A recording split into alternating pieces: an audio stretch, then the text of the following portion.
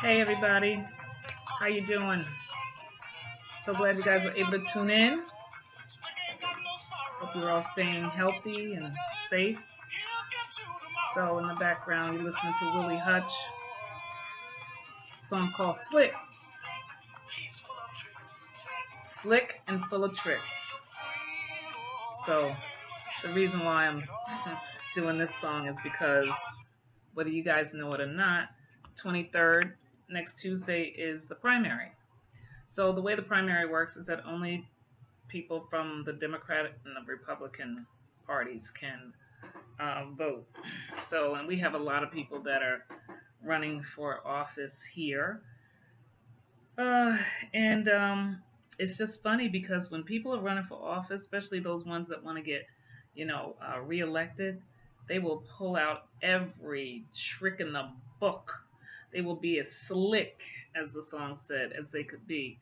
Just always full of something. They're trying to pull out everybody, because they're so desperate for these positions. Now, they don't have to do anything. But unfortunately, they get caught saying things that they shouldn't be saying.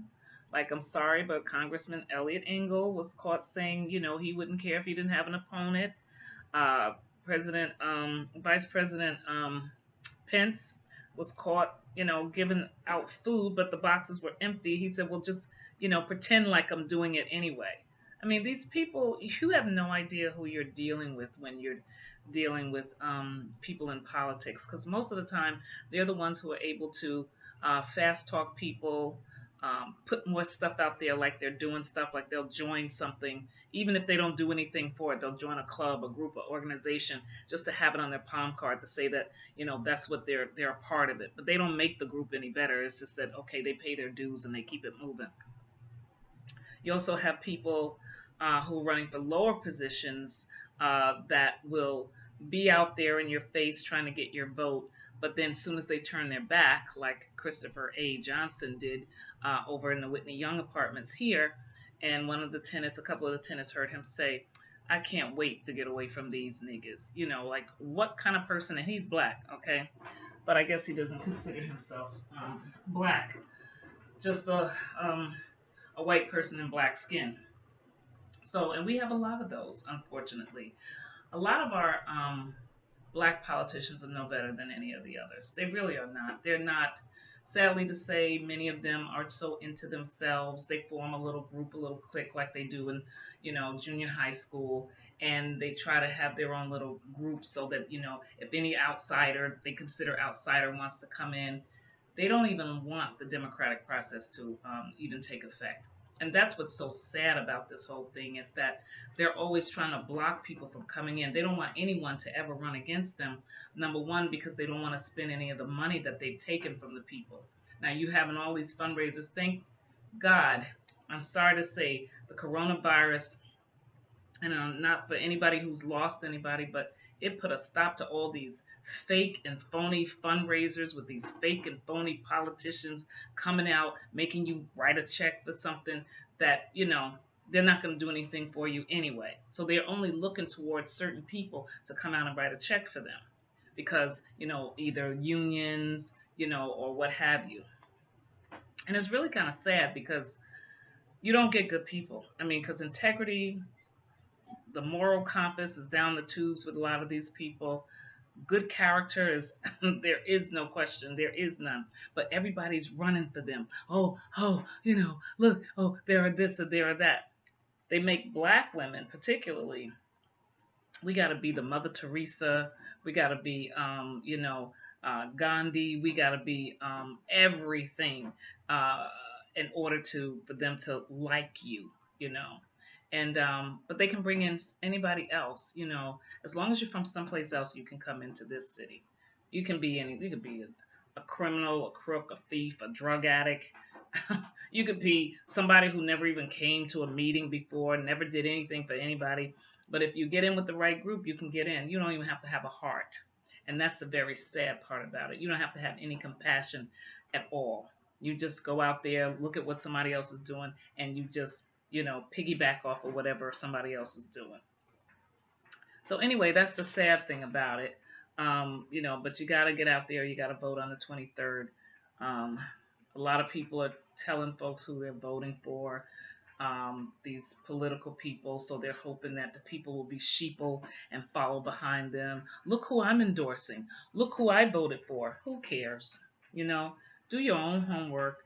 Figure out who these are. Whoever they're voting for, you vote for the opposite because whoever they're voting for is probably tied up in the nonsense that they're tied up with and got the same kind of narcissistic, sociopathic, um, uh, pathological behavior. So you don't want them. You want whoever they don't want. Whoever they hate, that's the one. That's the one you vote for. So I say, you vote for Karen Best. So hold on one second, and I'll tell you. So this is Karen Best. She's running for city court judge. I would say that there are 5 seats open. I mean, not 5 seats open. There are 5 people running. There's 3 seats that are open. You can give a sister, okay? You can come and you can vote for Karen. There won't be any problem with that. Now, unfortunately, they pit the 2 people against each other. There's another black woman, and she's saying, "Oh, I'll be the first black. I'll be the first black." I don't get this thing about being the first black. What? First of all, I think it's a disgrace and a travesty. Even though when I ran, I was the first black woman to run for mayor. That wasn't anything that I was so proud of. In fact, I didn't even think about it because a lot of times, you go from one extreme in Birmingham to another extreme in the Catskills. So you try not to even think about your color, but they always remind you that you're black. Not that I ever forget it, but they always gotta push that first thing out there because it doesn't matter what religion you are. It doesn't matter whether you're heterosexual, bisexual, transgender, LGBTQ, RSPUZ, WXYZ. It doesn't matter. It doesn't matter. Nothing matters. You will always be black first. Male, female, you're black first. Gay, heterosexual, you're black first. So it doesn't really matter. You're always going to be black first. And we live in a country where there was war inside of the country because the North the South wanted slaves and the North was going against and the South wanted slaves and the North was fighting against it, so they collided. And yeah, some people are still angry because there are no more slaves. These people, who wants to do their own work when they can get everything for free? When they can treat people worse than they treat their animals. I mean, what does anybody see anything wrong with that? Is it just me? I mean, does anybody see any kind of sickness that's going on there? I mean, even with some of the black people who are in so-called leadership positions and don't have a clue how to lead, these people, I mean, they're just in it because they just need attention. I mean, well, I guess they want money too, money, power, prestige, and then when they get mad at somebody, they act like little kids and they say, "Yeah, see, now I'm gonna get you because you wasn't with me." Sick of God. That's all I have to say. There's also a young black man who's running for,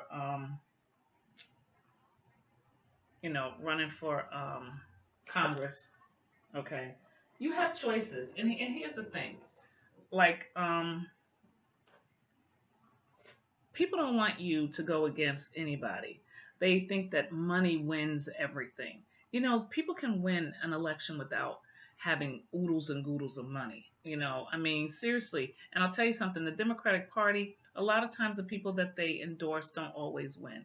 So let me just tell you that right now. People, you have to come out. You have to be the ones. Do your homework. Don't follow just because you want to be a popular part of the in crowd. And some of these people are so desperate right now. They're doing any and everything, and they're using black people. And this Black Lives Matter. Black lives always have mattered. They just haven't mattered to some of these political people because they can cut your throat in a second. They can put their foot and their knee and everything on your neck and suffocate you. And more than one way. They will do it financially, spiritually, emotionally. I'm telling you, if they can take your job away from you, they will take your job away from you. And that's why we have to be better and free ourselves from even having to, have them to throw that at us. There's so much that needs to go. Anyway, these fake phony politicians that you have no idea who you're dealing with.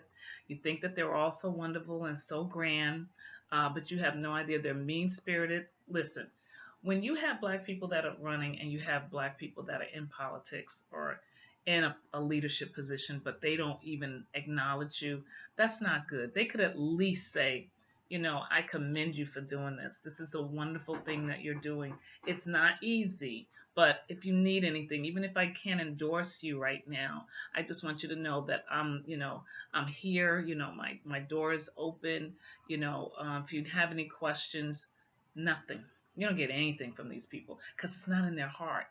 It's not in their heart. And me saying it now should not say, oh, that's a good idea. Why don't we do that? No, it's not in your heart. It's not real. It's not genuine. You either have it or you don't.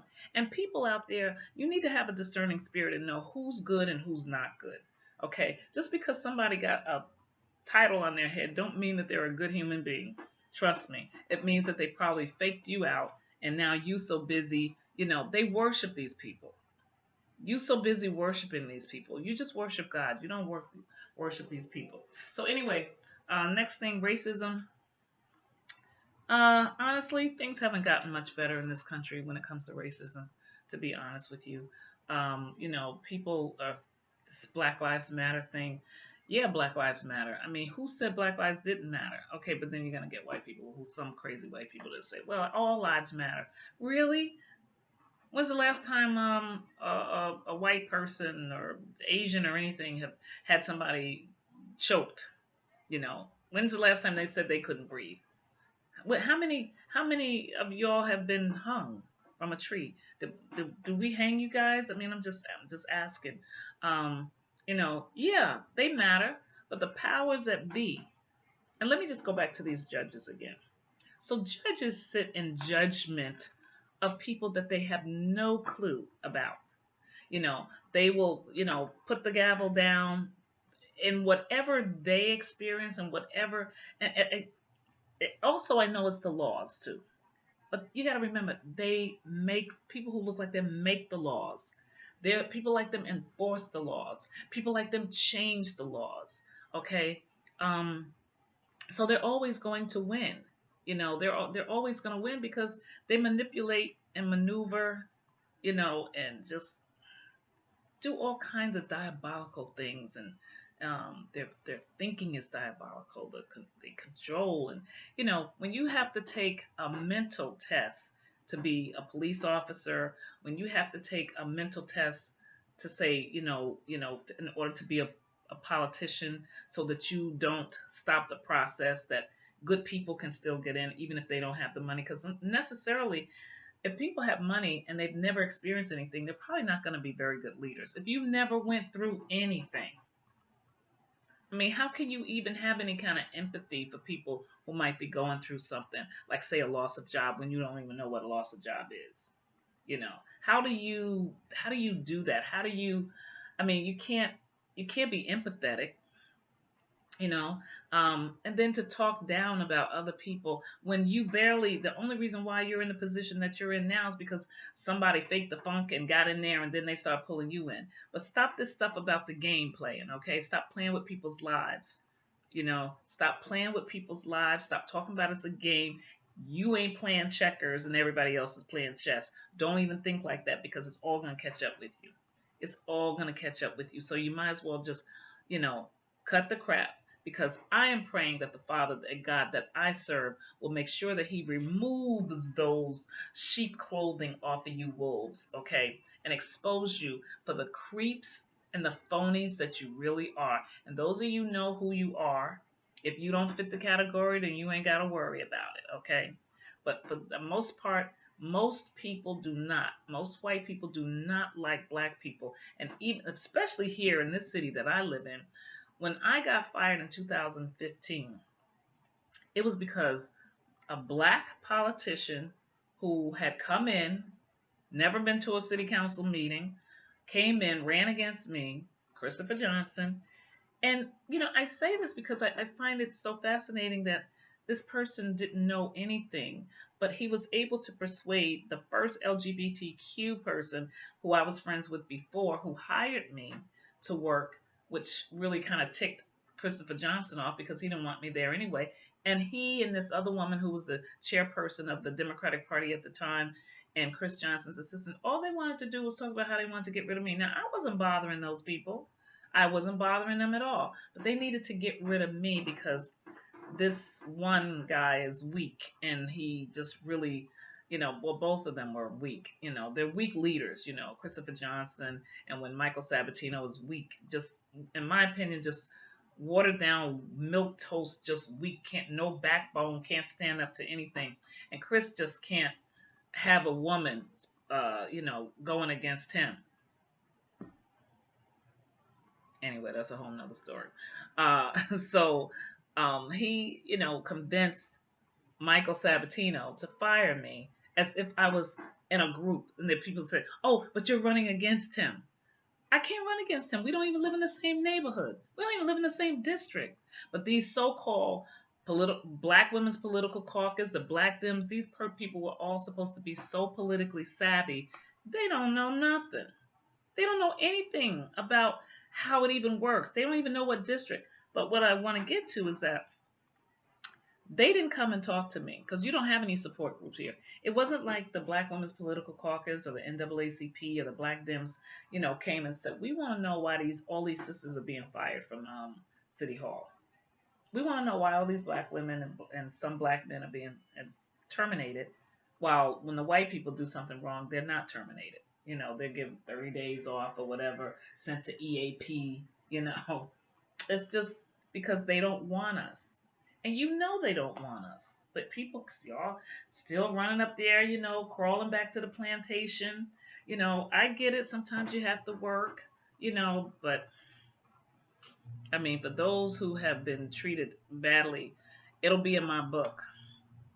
Because the story needs to be told. They say the only thing an evil person wants is for a good person to be quiet, and so I'm not going to be quiet about any of this. I haven't been quiet, in fact. And they want to use the fact that, yeah, I did take the city to court. I kept it going for 3.5 years too, because they make the rules. You almost have to have a smoking gun when you're discriminated against. But yet, no matter what happens with the civil rights bill that was signed in 1964, they've screwed it all up to make sure that no matter what, they don't like our hair. They have the young boys that's on the sports team cutting their locks. It's like always something with us. They just can't seem to leave us alone, and accept us as human beings because there's something wrong with them. It's not us. So I say they all need to go somewhere, have a conversation with themselves, figure it out, and then come out and then tell us, here's what we fear you guys are going to do, and here's our biggest fear. Anyway. Oh God. All right. So racism, it's all the same.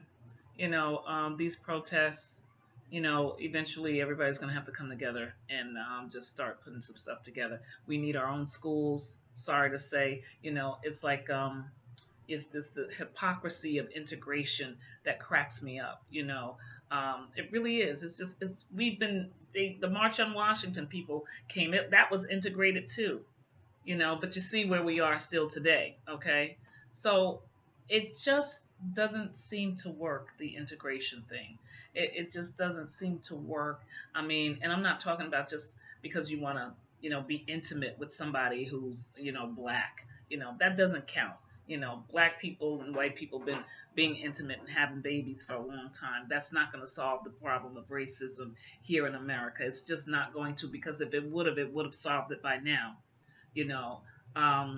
Black people have 100,000 different churches with so many different pastors and ministers and everything. And, I think God wants us to go a step above that and try to do something else and try to get rid of this jealousy, because there's always a divide with us. Come on, people, get it together. I mean, I'm sorry, but the hypocrisy of integration, it's like one of the leaders said, it's not so much, it's integration, it's infiltrate. You don't integrate, you infiltrate. And when sometimes when white people infiltrate something, they just take it over, and it's all theirs. I mean, it's happened through the years. Your history. Just think of wherever some white people have gone, it's just been taken over by them. And I'm not saying this not to be offend good white people. I went to school with a lot of decent white people. Sometimes you're good when you're in school, but then when you get out there and you start vying for jobs and stuff like that, it's a whole nother animal. It really is. So you could say the kids are so cute now and they play together, and the little black boys and the little black girls, it is wonderful. But when that competition comes time for quality of life things like, having a good job, making a decent salary, it don't matter how smart you are, they are not going to hire you. In fact, the smarter you are and the more things you have going for you, the more intimidated they are because they truly know that they don't deserve it. They know that they don't deserve it. They know they don't have the education. They know they don't have the experience, and they should be ashamed of themselves, but they're laughing all the way to the bank. And the only thing I can say is that they need to pray that they live long enough to enjoy all the money that they have, connived and manipulated to get. And that if they don't, they better hope that maybe some their family generation, nothing will happen on this planet that will stop any of that. Otherwise, it's all for naught. But I don't wish any harm on anybody. I'm just wishing that there was some way um, these people, these people filled with all this hate could just get some help.